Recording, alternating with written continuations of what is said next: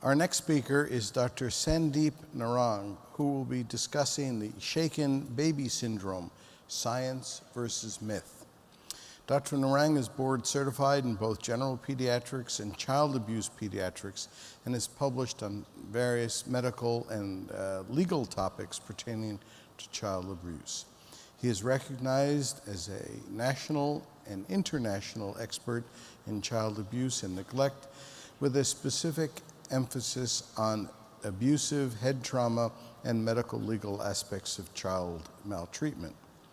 Dr. Narang was the recent recipient of a Fulbright Nehru Scholarship and conducted child maltreatment research and education in various parts of India. Please join me in welcoming Dr. Sandeep Narang.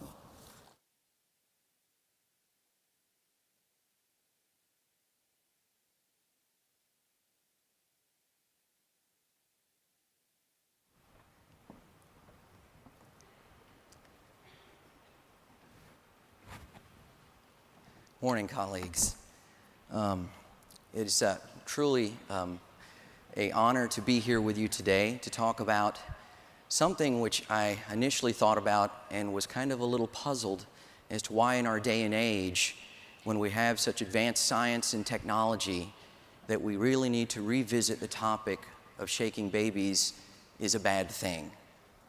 But since we're here, I will go ahead and begin this topic and discuss with you the science and the myth surrounding shaken baby syndrome. I have nothing to disclose. My educational hopes for you today are that I provide you with the facts surrounding shaken baby syndrome, taking you from a historical perspective to the current day in which the science has further validated the prior observations of many historical physicians. I will then expose you to the myths surrounding shaken baby syndrome. And when I do that, I'll hopefully give you some potential explanations for why those myths came to be and currently exist, and convince you of the dangers of those myths, as you may have some initial inclination that they may be a little bit esoteric and not generally applicable to your daily practice. But I will hopefully counter those myths with some data, and towards the conclusion discuss with you why it matters to you, to everybody, and what we can do about it. And I want to start by saying that I'm going to use this talk, and I'm going to start off this talk with a metaphor, and this is the Choluteca Bridge in Honduras. And my hope, besides all those things I discussed with you, is I'll be able to coherently tie in for you this bridge, Justice Ginsburg, the Innocence Project, as well as George Santayana throughout this talk. I know it's a little bit of a challenge, but I hope to do it. So the facts. George Santayana. He's a Spanish philosopher who circa in 1905 wrote in The Life of Reason that an axiom that's true is that if we cannot remember the past, we are going to be condemned to repeat it. So I use that as the historical predicate by which I start my argument. The most common associated findings of shaken baby syndrome, subdural hemorrhages, and retinal hemorrhages are not new. These are observations that physicians have known for decades, if not hundreds of years. It just took us a while to describe them. And over the iteration of the last several decades, we've described them in various different terminology. But it started probably from the earliest time in the 1800s by this French forensic physician, Auguste Ambroise Tardieu.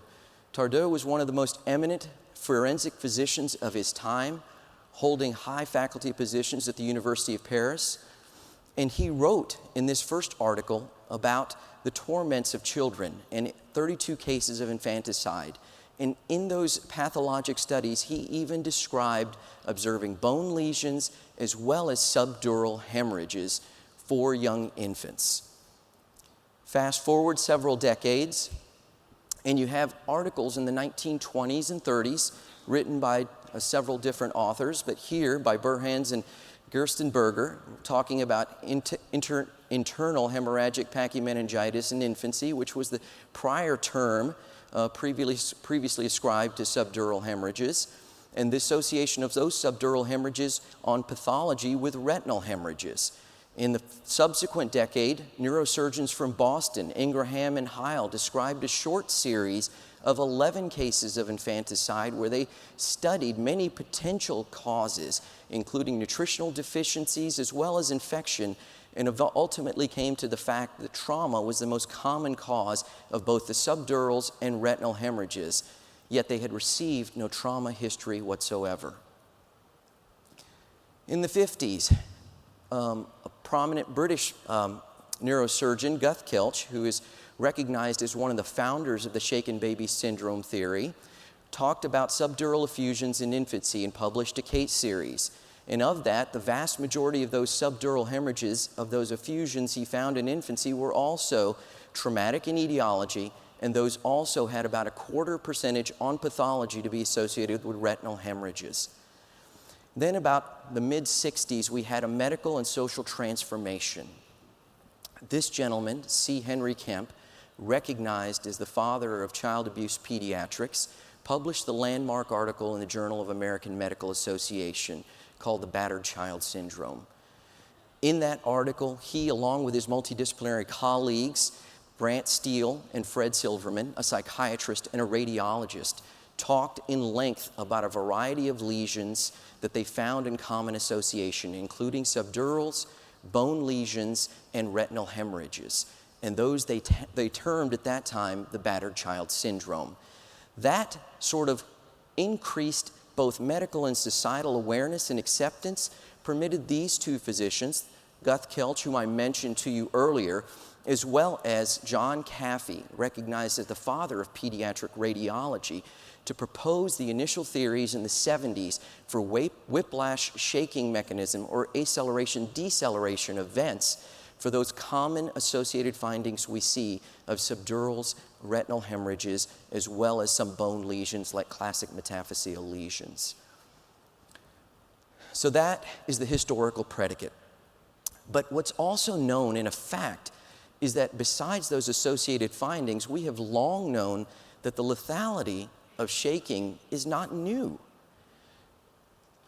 This is Clyde Proctor, probably one of the earliest mother's boyfriends, so to speak, depicted in newspaper literature.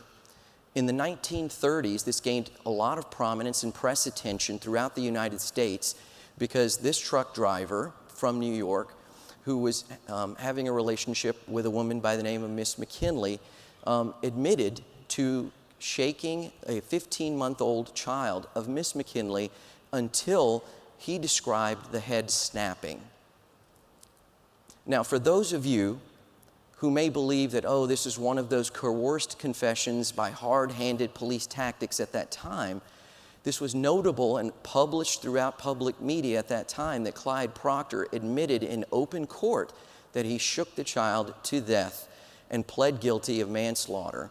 He was sentenced to numerous years in state prison. Besides that, subsequently, a couple of decades later, a pediatric nurse by the name of Miss Virginia Jaspers, who was noted to have multiple children die while in her care, also admitted in open court to shaking several babies to death because they would tend to cry too much and that she believed that they needed a heavy-handed shake. So, I've shown you the historical associations running concurrently with the lethality of shaking all throughout history that formed the concrete foundation for which many of our great scientists in the past several decades have built and done multiple lines of research to not only validate those associations, but to further refine them. And what have they done? We have, for example, been able to refine our description of retinal hemorrhage, not just to those that are all just any retinal hemorrhages. We now understand through pattern association and even through evaluation on multiple different studies of multiple different etiologies, many of those, or some of those which are listed here for you, that the pattern of severe hemorrhagic retinopathy is something that's much more specific for abusive head trauma. And that is something that's been validated in very, very well-conducted clinical studies of very particular cohorts of confessed cases versus witnessed accidents. And what I depicted for you here is the depiction of that from the French neurosurgeon Vincent, where he used a cohort of 45 witnessed accidents with 39 open court cases of confessions, and he went back and looked through medical records and showed the high specificity of severe retinal hemorrhages for abusive head trauma. Furthermore, in systematic reviews, we further collated those large pieces of evidence, and then we've been able to further validate that the severe hemorrhagic retinopathy holds much higher odds for abusive head trauma. But as we've progressed, because science is a non-static field, we are constantly curious, we're constantly advancing the science, we have learned that there are distinguishing features which further help us aid the distinction between abusive and accidental head trauma. This systematic review by a Welsh child protection group identified a large odds ratio for a clinical finding of apnea prior to presentation to the hospital in accidental versus abusive cohorts. And also building upon that, some tremendous work by this colleague of mine, Dr. Pierce, who helped us derive and then validate a clinical prediction rule for those initial sentinel findings that we see sometimes in abusive head trauma. Those very subtle skin findings that can be missed and have been missed in many clinical circumstances in the past. Dr. Pierce and her colleagues used modern-day technology to create a very complex anatomic software program that was a database. And through that database, she showed us the difference of which the skin findings of these children appear. You see the ones with accident, you see the ones with abuse, you see the ones that are more classically defined as abusive head trauma. And you see the way the dermatologic findings of these children differentiate. Here, here, here. And she not only derived that in an ICU setting, but went on through an NIH-funded study, validated that in a large multi-center study, evaluating in a larger, more urgent type of setting, urgent care setting, in multiple sites with over 2,200 children. And what she found was that initial 10-4 rule, she further refined again to 10-4 faces. And that is another differentiating factor that we can use to help us more specifically identify abusive head trauma versus accidental head trauma with very high sensitivity, as you can see, and fairly high specificity even. But we're on the precipice now of even more scientific advancements. We've validated those previous findings of subdurals and retinal hemorrhages. We've further found other clinical indicia like apnea and certain kinds of bruising that help us differentiate, and we're on the precipice of even more advancements of neurobiomarkers by the work of Berger et al. From Children's Pittsburgh, and even epigenetics, which we all know shows significant promise for hopefully in the future even being much more specific in our differentiation. So that's the science. I want to caution you now that what I'm going to discuss with you are myths, and they should be strongly questioned. And so the myths that are presented are those that are propagated in courts and public media. And to you and I in the patient room and in the office, that may not mean a whole lot. But when we use child protection and when we use the court system as the exclusive vehicle for protecting children, it really means something. And so this myth that's perpetuated in courts must be addressed. And the myth goes something like this, the mythical argument, that pediatricians jump to the diagnosis of abusive head trauma with a triad of findings: subdurals, retinal hemorrhages, and encephalopathy. And once we check off those three boxes, then we automatically diagnose things, obscuring and really confiscating the fact that we actually go through a detailed methodological differential diagnosis process, which involves complex thought process of inferential and deductive reasoning.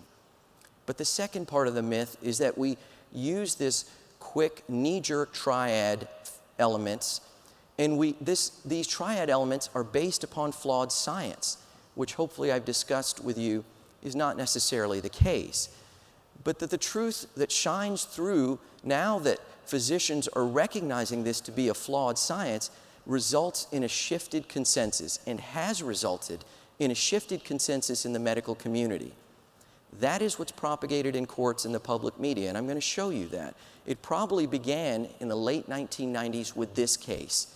This is the original Boston nanny case of Louise Woodward, a shaken baby case of significant national prominence, where Miss Woodward was ultimately convicted for second-degree murder but reduced to involuntary manslaughter for shaking the infant. During that time frame, her defense counsel was a prominent defense attorney by the name of Barry Scheck, who also had significant prominence during the O.J. Simpson trial, but whom you see here depicted with his colleague, Peter Neufeld. They began a public policy-based organization called the Innocence Project. The Innocence Project, subsequent to that 1999 Louise Woodward case, about a decade later, took on its second mantle of what's known as the next Innocence Project, shaken baby syndrome, invalidating it in the criminal courts. And what they said was essentially that new scientific research, for which they provided little substantiation, but new scientific research has cast doubt on the forensic significance of this triad and has resulted in a flawed science and a shifted consensus in the medical community. And they've really enhanced the validity of this by using prominent newspapers to kind of allow the public to think that it was somehow valid, much like what we see with vaccine denialism and climate change. But we know that the public media has a natural inclination towards accentuating narratives, focusing on the emotional, heartfelt story, and an emphasis on the underdog. And they often portray things with false equity. So naturally, the public media would gravitate towards this kind of a storyline, and it found a willing partner in the Innocence Project. When I provided data, or tried to provide data for the acceptance of this for courts, I sought to really provide courts with the acceptance data on whether this had caused a shifted consensus in the medical community. And I surveyed over 600 physicians from the largest trauma centers throughout the country. And what you see is the response rates of those physicians with regards to the likelihood of subdurals resulting from various etiologies. You see, and I've highlighted for you the way the physicians feel about subdurals and the likelihood for shaking with and without impact, but take a look at it from a global perspective and see how it differentiates from a variety of other etiologies, including short falls. Same with retinal hemorrhages to a greater degree, and same with coma or death. When I asked those physicians from across the country, over 600, almost 97%, with a confidence interval of 95 to 98%, ascribed abusive head trauma or shaken baby syndrome as a valid diagnosis, despite what was being perpetuated in courts, despite what was being perpetuated in the public media. And if you looked at the fringe opinions, shaken baby syndrome and abusive head trauma is an invalid diagnosis, actually is a fringe opinion. So you may think, well, that's all just for courts. You still haven't convinced me, Narang, that this really impacts me, the general pediatrician, and the patients that I see. Well, I want to talk to you about the impact on child protection. It started with this sort of random opinion by one of the most learned jurists we have in the country, Justice Ginsburg. And she wrote in one sort of random opinion dealing with an appellate issue in a particular case that there is doubt increased in the medical community over whether shaking or infants can be fatally injured through shaking alone, and that there was inadequate scientific evidence to form conclusions about most aspects of causation, diagnosis, and treatment with regards to shaken baby syndrome. And if you believe that that's just the ramblings of one learned jurist, there actually has been, since 2001, over 213 cases, prior convictions, that have either been dismissed or dropped in defendants on shaken baby cases. And that has also caused a chilling effect for many prosecutions as well. But take it one step further and look at how it's impacting what current popular knowledge is about the topic. This is a Facebook page of a recent film that came out called The Syndrome. It depicted the topic of shaken baby syndrome. And if you look at it, there's thousands and thousands of people who have shared and liked this video. And if you looked at some of the comments that are posted on this Facebook page, it's by this one individual, no specific offense to this individual, but this person expresses the fact that there's things that are inherently wrong in the diagnosis of child abuse and that doctors are wrong in the past and wrong currently. And there's all sorts of other blogs and websites out there. I don't want in any way to frighten you, but I want you to become aware of them. So I want to spend the last few minutes to go, where do we go from here? What can I do? Hopefully I've convinced you that the science is real, but the myth is also there. I think just like Dr. Wilkinson talked about, we have to advocate. And the advocate starts with educating your patients, starts with educating things on a state and local level. Join advocacy groups like the Council on Child Abuse and Neglect here. But more importantly than that, besides being aware of this issue, I want you to be aware of the problems that exist in just the child abuse diagnosis itself. And I want to submit to you really and quickly for the last minute or two that I think we miss more abuse than we realize. And that the child abuse scenario is a very unique scenario that really tugs at the very fabric of who we are as pediatricians. There are unrecognized normative burdens and cognitive handicaps that really limit our ability to detect this diagnosis. What do I mean by normative burdens? The things that we have as the very fabric of who we are as persons. Our desire for civility. What we believe as duties to parents, because many of us as parents, and not wanting to be judgmental in the process. And ingrained in that also is our training for strong, harmonious physician-patient relationships. All those pose significant cognitive handicaps. And if you think that hasn't impacted the way we evaluate things, I'm going to tell you that's wrong. Study after study shows that when we evaluate and screen for abusive head trauma and shaken baby syndrome, we disproportionately screen those that have more public insurance and those of lower socioeconomic status. And they have very bad outcomes. That's been shown by Jenny in 1999, as well as Letson, as well as Ravichandran. So I'm going to challenge you to act, to be vigilant of this potential bias that this unique scenario presents to you. Get a detailed social history and test routinely. Why? Because we've learned that when you get into that complex patient scenario, the emotions of the room may cause you to overthink the situation, and you may miss that very subtle sentinel finding or those very clinical findings that have high association with abuse or neglect. Now, I promised you at the very beginning I was going to tie in this bridge. Anybody in the room know what the Choluteca Bridge is in Honduras? So this is the bridge that was commissioned by the country of Honduras by the Army Corps of Engineers in the 1930s as the tradeway for its country, because the Army Corps of Engineers was known as the bastion of construction. And when the Army Corps of Engineers built this bridge in Honduras, it stood for decades and decades and was a landmark in that country until the 1990s when Hurricane Mitch came in and ravaged Central America and put Honduras into a virtual mudslide. But guess what? The Choluteca Bridge withstood it. That bastion of construction withstood the horrors of Mother Nature. But guess what Mother Nature did? Mother Nature moved the river around the Choluteca Bridge. And so now, it is known as the bridge to nowhere. And if we continue to approach child abuse, our child abuse patients, especially those very subtle abusive head trauma patients, with the same sort of ignorance to the bias that it poses, to the difficulties that those situations pose, we're going to remain on that bridge to nowhere. I thank you for your time.